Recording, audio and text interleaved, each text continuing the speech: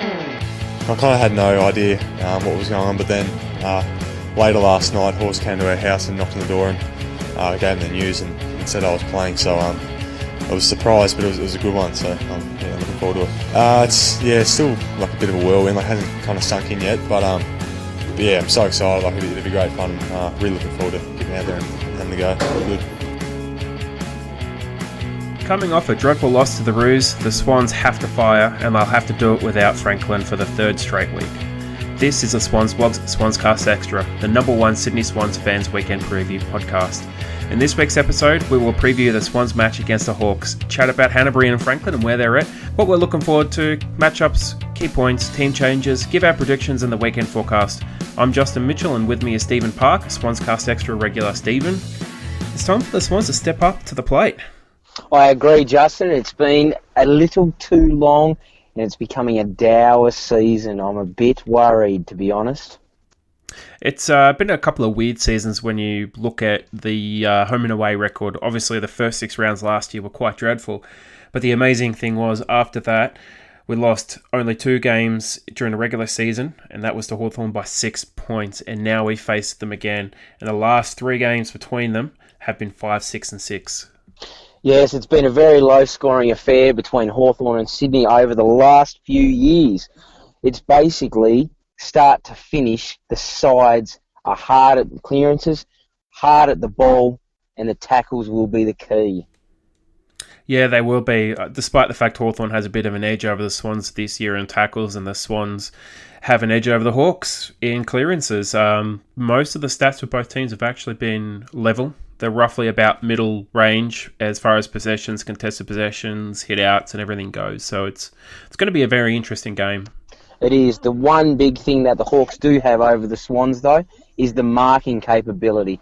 That does worry me because our marking has not been great, but the Hawks' marking has been quite good. Yeah, fortunately for us, we'll get to the top of the agenda in a moment. Franklin, obviously, he's missing, but the weather forecasted has been utterly dreadful. Now, it has been raining in Melbourne a little bit today. There was fairly heavy rain in the morning, but it's kind of been just light raining throughout the rest of the day. Tomorrow's forecast, though, we're talking thunderstorms, we're talking hail, we're talking heavy rain, we're talking wind, snow even in some regions of Victoria and around Melbourne, so Mount Macedon and other areas like the Dandenongs could experience snow. The other thing that you have to keep in mind is the fact that the wind speed is predicted to be between 40 and 50 kilometres an hour for the entire match. That's terrific, considering I fly in at 6 o'clock, so I'm going to be really looking forward to this, Justin. I'm a dreadful flyer as it is, and I'm going to have to put up with this, aren't I? Oh, it depends if you get a headwind or a tailwind or you're flying cross on it. But look, top of the agenda, Franklin, he misses again for the 3rd straight week. It's turning out to be a bit of a serious injury, wouldn't you say? I agree. So much for it's going to be 1 week, then it was extended to 2, now it's another week. Yep. I'm just starting to wonder, when we first talked about it, and obviously it wasn't on the podcast, but we talked about it together, we thought it was going to be 3 or 4 weeks, so I'm still going to say I reckon it'll be 1 more week after this. Yeah, I would be surprised even if they risk him for the next game. The club was saying that this is leading up to Wednesday and Thursday, was that he's been running in a straight line, but now he has to test out whether he can move side to side. And if he can't move side to side, and they have to test him if he can move side to side, he's not going to play. He might not even play next week. So, and Hannebery as well. Hannebery was pretty much an early exclusion from selection. So he hasn't played the last 3 games, including this week, obviously. So he's been missing 2 previous games in this week. Yeah, that's right. But then I look at it from this perspective. There seems to be a lot of groins going this year. Rory Sloane, Joe Danaher, Hannebery, they're all playing until they can hardly kick.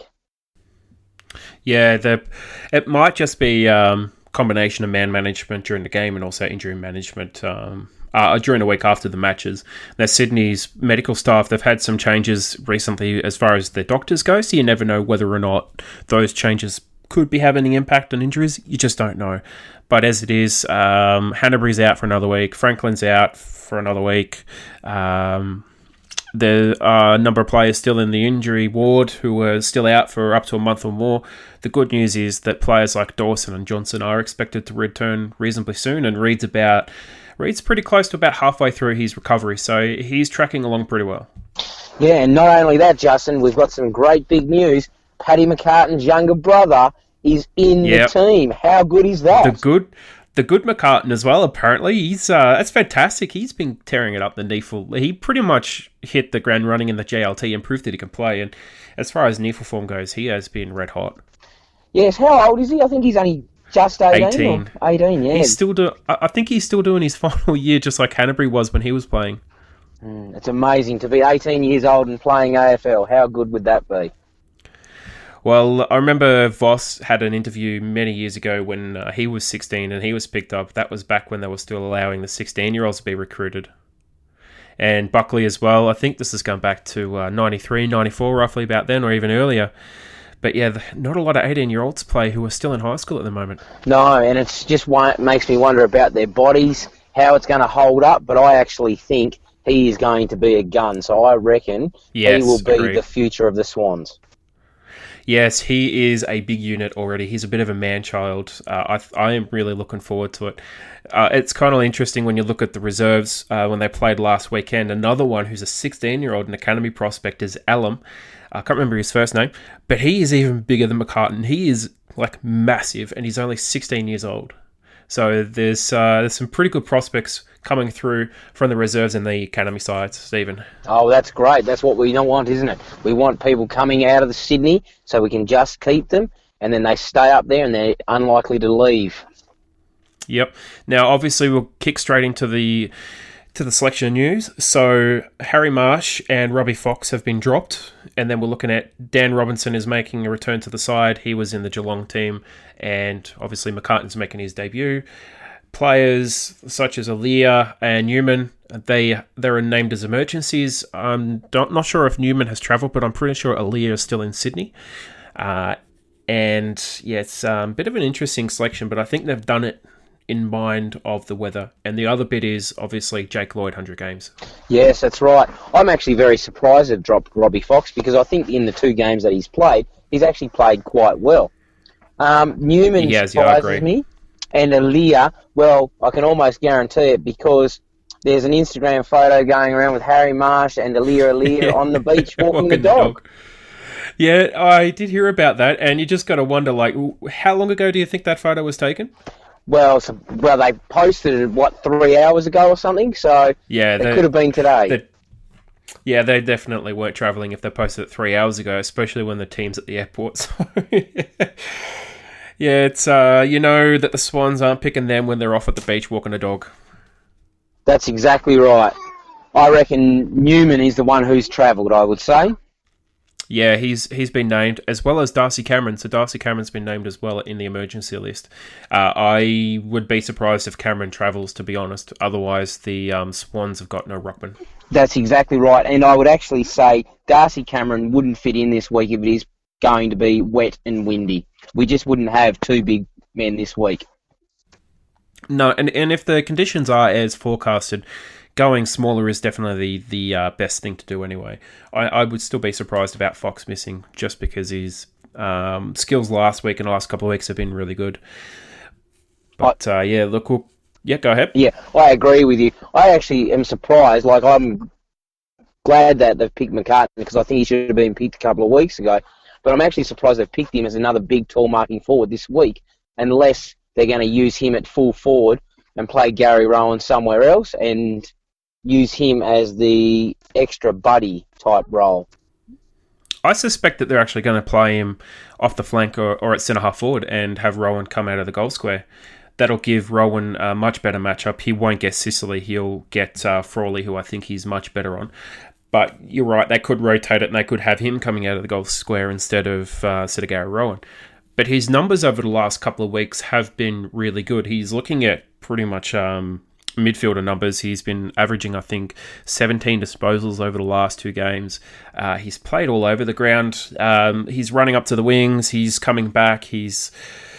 There was a couple of parts in the game last weekend where he was pretty much coming out of the back line and winning the ball. So I think he's going to be a really good in for us, and he looks really clean too with the ball. That's right, and he's fit, and he's firing, and he's hungry, and that's the main thing. Yep. And for all the criticism that Robinson might get, he has gone back to the NEAFL and he's absolutely destroyed the games. He's averaged 35 possessions per game this season already in the NEAFL. So he's averaging Tom Mitchell numbers in the NEAFL, which is kind of ironic because Tom Mitchell's on the other team now. But you can't really keep him out of the side when you're averaging numbers like that. So he's done the team thing and he's winning the ball. That's exactly right, and that's all you can ask is that he goes back to the reserves and he actually wins the ball, gets himself back into the team. I can't knock him for that. Absolutely. Now let's have a look at the teams. Obviously, Swans and Hawks. It's a bit of a modern-day rivalry, just like the Swans and the Eagles had back in the 2000s and Swans have had with other teams over the years. But this is... I'm calling them the old enemy because every time we play them, I just get enraged and furious and I can't stand the Hawks. It's not because of the 2014. It's just their fans piss me off something shocking. Yeah, well, I'm not so dark on the Hawks, but I don't mind the fact that we do have this rivalry. The 2014, the 2012 grand finals, they were big matches, and I'm just so disappointed that we played poorly in 2014. But even last year, they were the only team that really got on top of us in that second half of the year, and that's the problem. Yeah. Obviously, taking away the semi-final, which we weren't very good in. But yeah, you're right. They were the only team that really gave us trouble. Obviously, the two games that we played them, and the interesting thing is that Jake Lloyd did not play in either of the two games. So that was the only two games in that whole back half of the season, except the semi-final, that he did not play, and we lost them both by 6 points.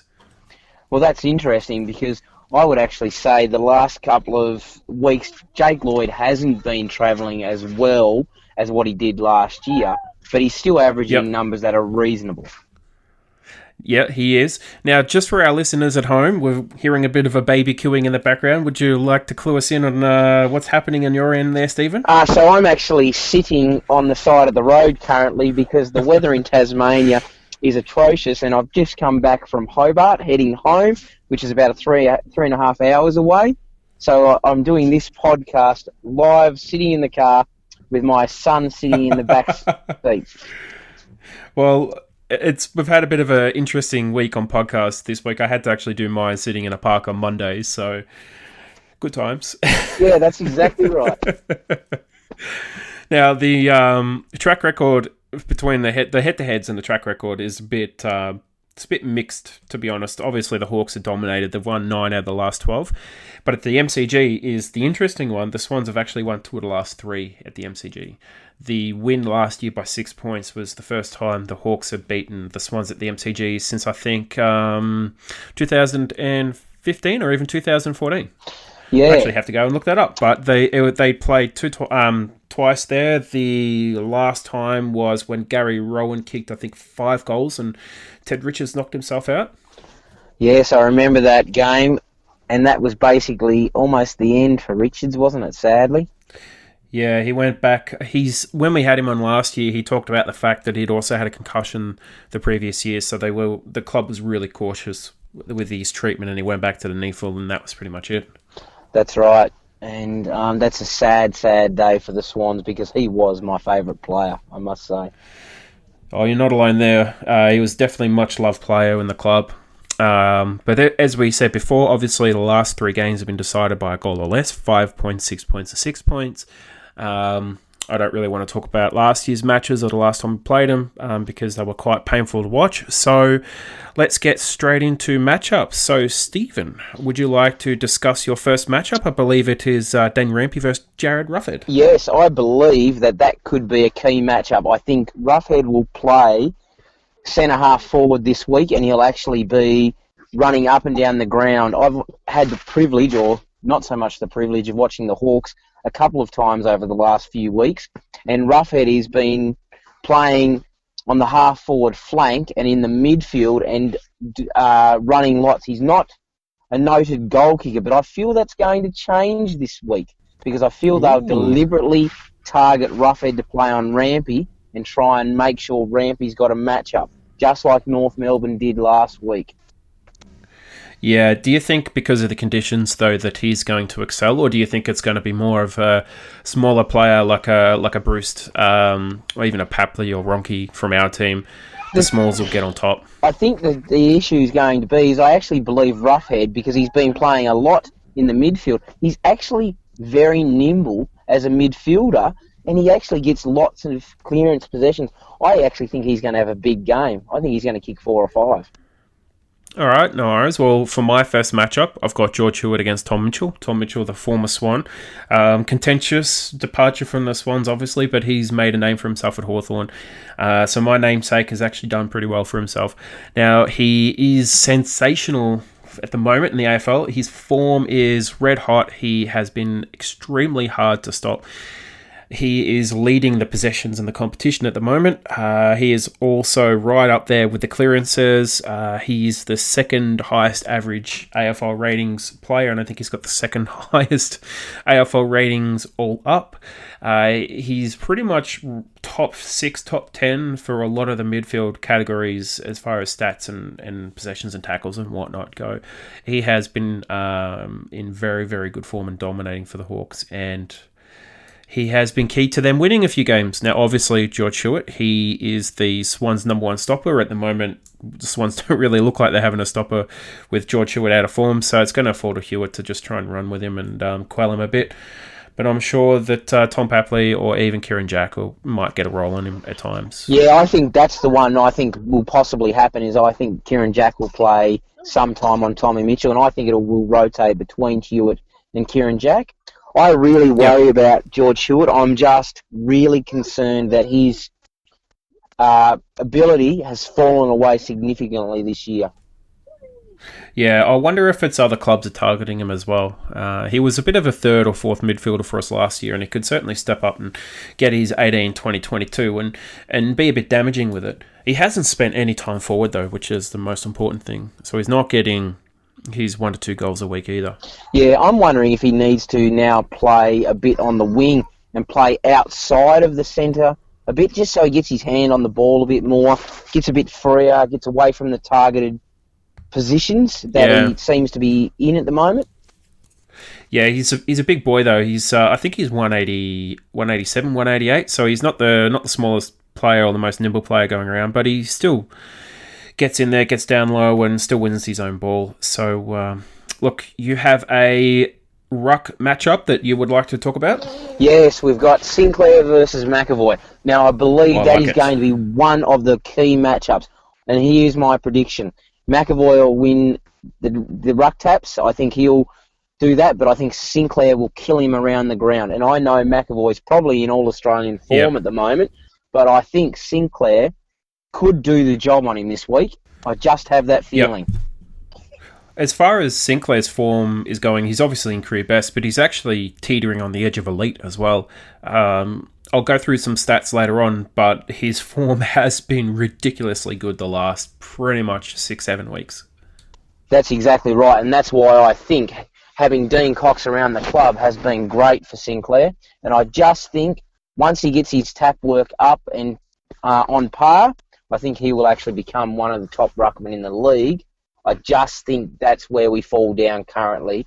Around those clearances is where we need to make sure he gets it.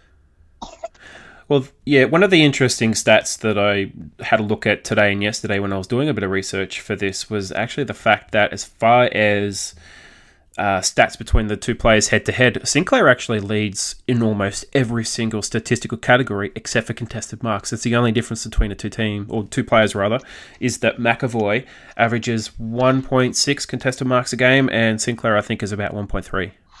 Well, that's not actually bad, is it? So how about hit-outs to advantage? That's the one that concerns me, McAvoy versus Sinclair.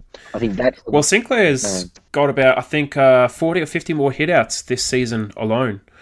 Compared to McAvoy, which I was actually really surprised about. I thought McAvoy would have actually done a lot better. But if you give me 1 minute, I can jump on the AFL site and I can tell you exactly, and then we can move on to the next thing. All right, so now I've got the stats up head-to-head. Callum Sinclair versus Ben McAvoy. Now, the interesting thing, obviously, is McAvoy has him keyed in a couple of areas. One is, as far as weight goes, he's a bit more chubby. Callum Sinclair. He comes in at 6 kilos heavier. He's also much higher ranked in the AFL at 19th compared to Sinclair at 176. Then we have a look at some of the stats, and at the moment, Sinclair is doing pretty well. Obviously, he hasn't hit the scoreboard at all because he's not playing forward, so both players don't really have any scoreboard average. Defensive acts, they're both the same. Essentially, they're both exactly the same as far as that sort of thing goes. But as far as possessions go, Sinclair leads. Obviously, McAvoy has a bit better disposal efficiency. Clearances, Sinclair leads. Hit-outs, Sinclair leads. Turnovers, unfortunately, Sinclair leads a few more. Yeah, Sinclair leads in turnovers. As I said, McAvoy leads in contested marks. He smashes him in clearances. Actually, 13 more clearances, 5 more centre clearances, 239 to 211 hit-outs, and he has 126 more fantasy points. Right. That's interesting. Now, it is. The AFL stats, I'm just looking for hit-outs to advantage. It does have it here somewhere. Stoppages. Okay, here we go. Hit-outs to advantage. McAvoy has him by 4. Well, it's not bad at all. But he has a 5% more hit-out percentage. And hit-outs to advantage is another 5% as well. So, yeah. But he's a bigger boy. So I would still expect him to get on top as far as hit-outs go. But I agree, Sinclair will kill him around the ground. That's right, and I think that's where the advantage could come for us, because we can use Sinclair as an extra midfielder when needed. Yep. Now, I'd like to move on to the key points. So, Stephen, could you please go through your first key point? I believe it might be on James Sicily. It is on James Sicily. We have some interesting information. So, James Sicily has proved against Essendon that you don't have to be good company to be a good footballer. So what I'm talking about there is, have you heard about the nagging and the silly stuff that he got up to, Mr. Sicily? No, every time I watch him, he just gets up to some shifty shit. So yes, he I'm does. not surprised he's doing something naughty. No, but that's right. But I think he'll be crucial again in cutting the Swans' attacks and sending the ball back the other way, because I believe he's actually a very good rebounding defender, and he worries me. Yeah, he's definitely been a lot better this year than he has been in recent time, and yeah, he is going to be up for it. And I certainly wrote about this in the match preview today, and I put down as one of the key matchups James Sicily versus Gary Rowan. Now, obviously, with Tom McCartin coming in, that may change. But whoever he's on, they have to pretty much shut down Sicily. It might even be Hewitt that plays on him and plays a defensive forward role. You just never know. That's exactly right. And according to Horst Longmire, he's their number one person that they need to be mindful of. Yeah, it's going to be, I would say, the similar role that someone played on Whitfield. Hewitt played on Whitfield. Someone's going to have to play the same role for the Swans to get on top, because when the Swans shut down Whitfield, they beat GWS. They're going to have to do the same to shut down Sicily. So one of my key points, and I think this is a pretty important key point as well, is Isaac Smith's form has been red hot as well. Just like Mitchell, just like Bruce, those three, along with McAvoy and Sicily, those 5 in particular, have led the Hawks in their resurgence. So Smith, he's averaging 100 AFL fantasy points per game and 474 metres gained. And he's going at 77% for 22 average disposals per match. He has been fantastic for them. And he looks a gun in front of goals too. He's been going really, really well. Like the Hawks versus St Kilda game in Tasmania. Yep.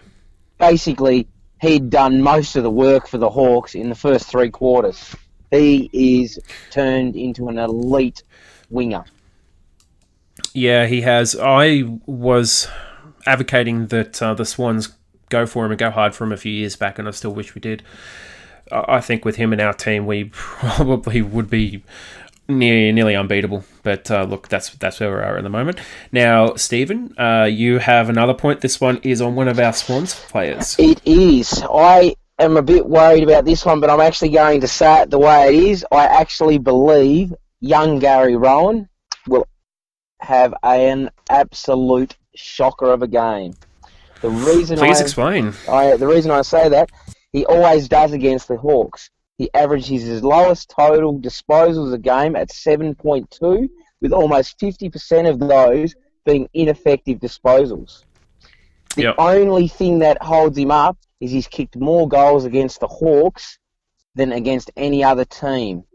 But also, he's played the Hawks 11 times, and out of those, it's 2-9. Yeah. Look, he hasn't had a great history against Hawthorn. Obviously, there was that game when he kicked 5 goals, I think, 2015 or 2016, one of those 2 years, and that was when he actually missed the first, I think the first 7 or 8 games of the season, and he came in for his first game, and was in the end the difference between the two teams. He was sensational that night, but every other time you're right, he has been quite down on his usual self, and Hawks usually give him a pretty good minder anyway. That's right. Now, I remember just that game. That was the one before we move on. That was the game I thought he was actually going to make it as an AFL footballer, where he'd actually was going to show the world what he could do. Sadly, it hasn't come to fruition. Yeah. I thought he was really good that game too, and I was at the MCG, so we had really good seats to watch him, and he was sensational. His marking and leading was perfect, but it's been an interesting career as far as Gary's concerned. We could certainly fill quite a few podcasts on that, unfortunately. Now, my last key point, it's a bit of an interesting one. Look, we've talked on the weather, and obviously that is a key point because it's going to be a leveller. But as far as my matchup goes, it has to be Smith on Bruce. That is my key point. The defence, we're going small. We're going even smaller than we did last time. We've dropped Marsh. It basically falls to Grundy and Rampy to get the job done. I don't even know who the third tall is going to be. Probably Mills. So Smith has to go Bruce. And he's lucky, Popolo and Rioli, they're not in. So he just 100% on Bruce, and he has to do the shutdown job because Bruce has got 20 goals and he's looking threatening every time he's near the goals. Yeah, and the issue is he's so accurate. Last year he wasn't. Yeah. But this year he's just unbelievably accurate again. He seems to go year on year off, doesn't 14. Yeah, he's back to that 13-14 where he just couldn't miss. I think he went 20 or 20. No, I think it was 22 or 23 goals in a row before he missed. Yeah, wasn't it 27? I thought he equaled Plugger's record. 26. Yeah, that was what was that? 2014 was it? Yeah, or 2015, somewhere around there. He was and he was kicking goals from places he had absolutely no right to kick goals from. That's just how red hot he was, and now he's back in that form. So, there's some pretty big key points, I think. And just for those who might not have read the preview, we've already talked about them. Nick Smith against Luke Bruce, Callum Sinclair against McAvoy, and Sicily against Rowan. Some of the points that were discussed in the preview, obviously, is that the fact that the Hawks are dominating the head-to-head. Now, the Swans' biggest victory in the last 5 years since 2012 when we won that premiership is just 19 points, and the Hawks in that time have won by 83, 63 and 54. So 63 was a couple of years ago, 54 was the qualifying final in 2013, and 83 was in 2015 when our side fell apart and we had literally no one on the park. Tom Mitchell is first for clearances, first for disposals, third for contested disposals, while Kennedy is seventh for contested disposals, fourth for clearances, and fourth for centre clearances. So, yeah, it's interesting numbers. As far as team stats go, they're pretty much level, except for the fact that Swans have averaged 41.6 rebound 50s to the Hawks 36.6. So there's a bit of an advantage there, but obviously the Hawks are well on top in tackles. That's exactly right. The one thing that does concern me would probably be around the amount of uncontested marks that will be taken this game. The big downfall the Swans have had over this season basically, is if a team takes more than 100 marks, we struggle. Yep. Well, contested possessions are actually level, 147.4 to 145.9.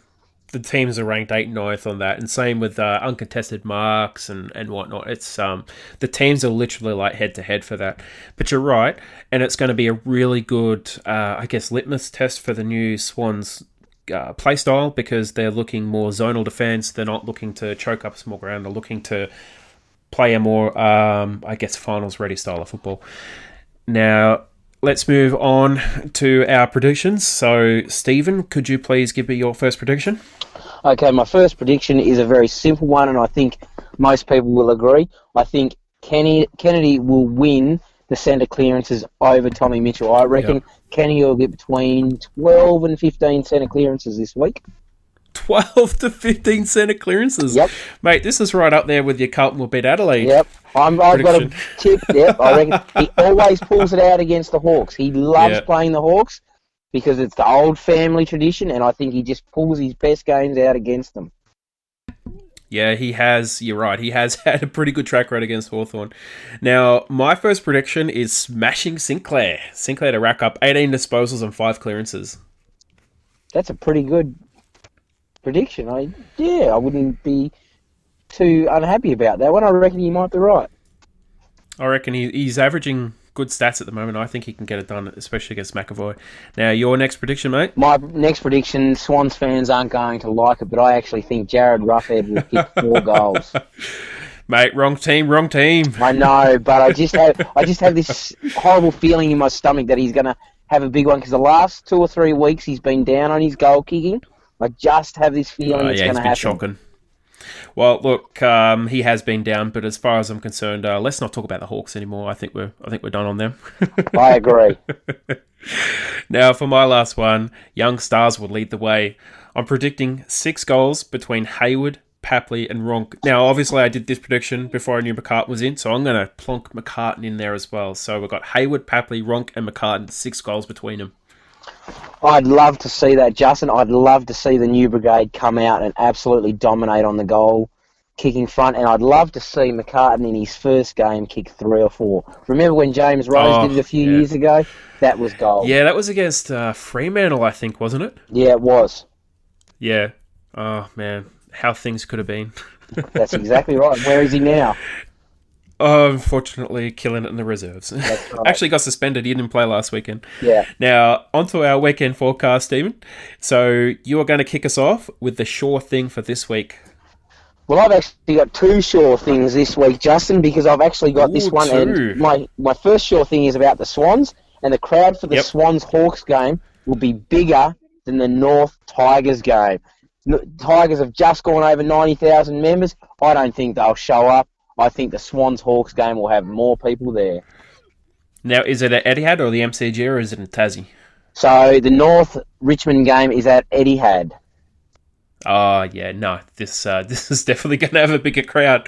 Yeah, and the next one? The next one is a very interesting one. I think Melbourne will steamroll the Suns this week. Have you heard about the Suns had to travel to Melbourne on the Thursday of last week, stayed there, then went up to Ballarat on Friday, stayed overnight, played on the Saturday, then went home. How ridiculous is that? Yeah, that's crazy. That is crazy. Still a lot better than what they had to do when they had to play in Perth rounds 3 and 4. How disastrous was that for them? Well, obviously with the Commonwealth Games, they had to play somewhere else, and they sold their home game to Fremantle in round 3, and it helped the AFL break a attendance record for the round as well, which is amazing. And they probably made a good amount of money out of that. They probably did, but it cost them a game too, because they were on fire at the time, the Suns. Oh, they were dreadful against the Eagles the next week anyway. Yeah. But look, my most at stake is Harry Cunningham. Now, he was probably, I reckon he was on the edge of getting dropped for this week. Probably the weather has saved him, or the fact that they need someone to go up against Isaac Smith.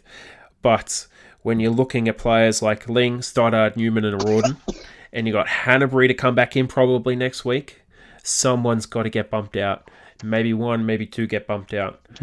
I think he's on a nice edge. You can't keep playing like he did last week, and he was utterly dreadful last week, and his form this year just hasn't been good enough. I agree with you there. Harry Cunningham, number 7, the man that I love. He wears my number, but I just don't think he's been as good as what he was before he got his foot injury last year. And I just think he's going through the motions a lot. I'm really worried about his position in the team. Yeah, I think he's pretty close to being on chopping block. This might be the make or break game, to be honest. And if he's poor, that could be it. I think that might. I would be surprised if they didn't bring in another debutant in Ling or Stoddard and play him at home. That would be the perfect place to do it. Now, for your doomsday scenario, Stephen, I like this one, but you're going to have to explain it. Okay, so I'm sure all our listeners out there have heard about the whole Fremantle fiasco.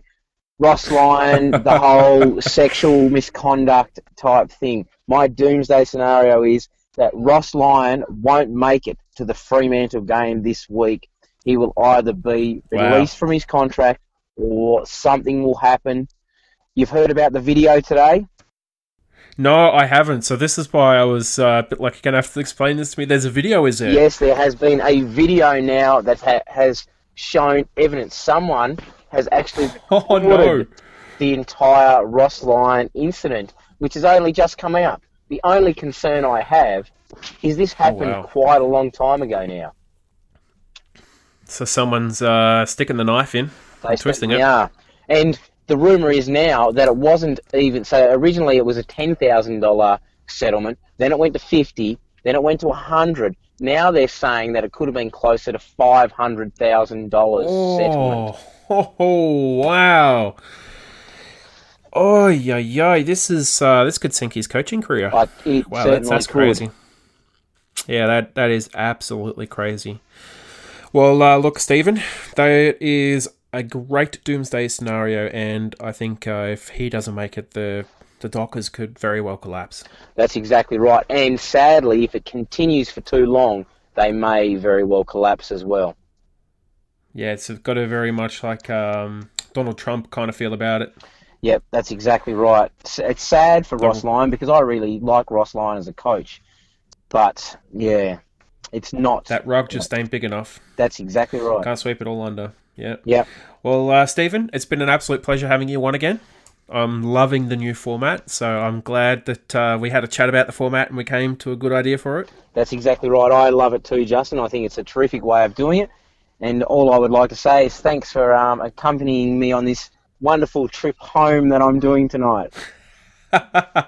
Enjoy it with the family in the car, mate. I hope the weather picks up a bit. Otherwise, you're going to have a dreadfully cold couple of days, especially in Melbourne. I think so. All right, well, I will leave it there and I'll say one final thing. Go Swans, and let's hope they get the win this week. Yeah, absolutely. Go Swans indeed. And remember, guys, as always, you can find us on social media. We're on Twitter, Facebook, and Instagram with the tag The Swans Blog. And also hit us up with the hashtag SwansCast and SwansCast Extra. And I would also like to give a very big special thank you to those that have supported us over the run. Every bit of donation and contribution you guys make helps us get along, and it just helps us improve the content and everything we can bring to you. So thank you so much for your support. Until next time, go Swans. Go Swannies.